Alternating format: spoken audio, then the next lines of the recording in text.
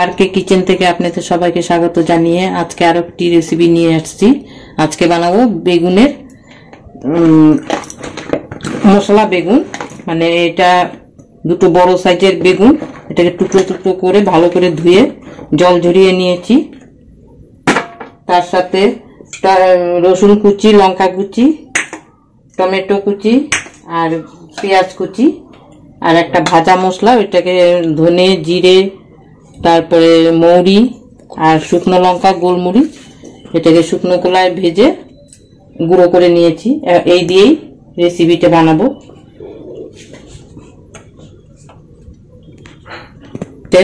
এইভাবে একবার বানিয়ে খাবেন। আমি বেগুনগুলাকে একটু ভেজে নিব।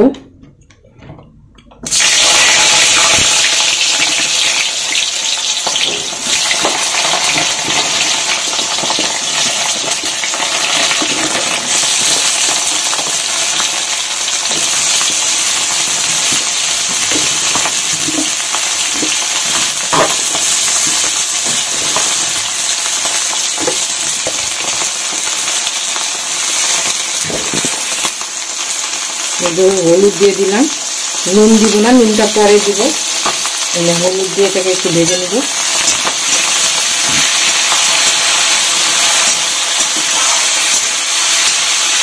বেশি ভাজতে হবে না, অল্প ভাজলেই হয়ে যাবে।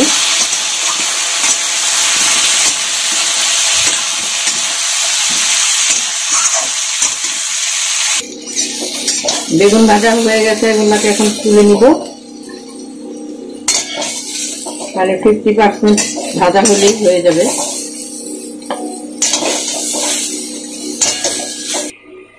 বেগুনগুলো তুলে নিয়েছি। ওই তেলেই কালো জিরে আর রসুন কুচি আর লঙ্কা কুচি এটাও দিয়ে দিলাম।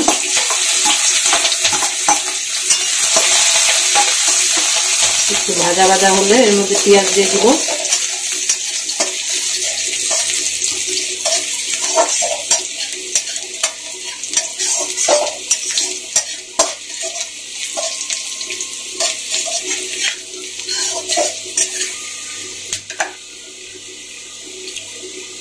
পেঁয়াজ কুচিও দিয়ে দিলাম।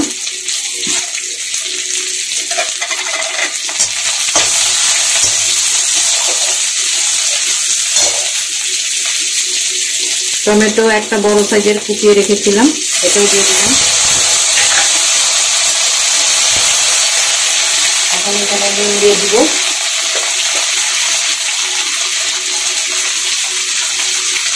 বেগুনে নুন দেওয়া হয়নি, তাই আন্দাজ মতো নুনটা দিয়ে দিলাম একবারই।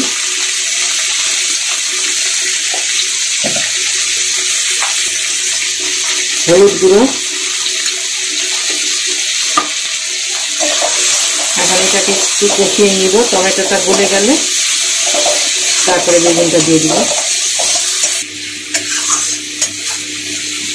টমেটোটা গলে গেছে, এখন এর মধ্যে বেগুনগুলো দিয়ে দিব ভেজে রাখা।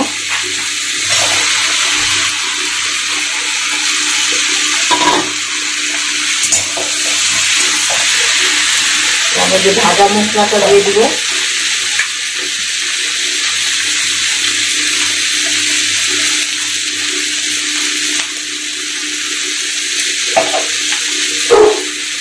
দিয়ে সামান্য একটু জল দিয়ে ঢাকা দিয়ে রাখবো। বেগুনটা তাহলে আর একটু সিদ্ধ হয়ে যাবে।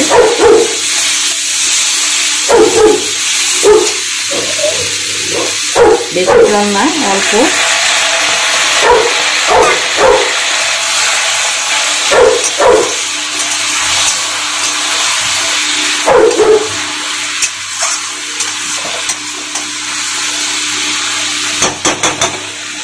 এখন এটাকে ঢাকা দিয়ে রাখবো। ঢাকনাটা তুলে নিলাম।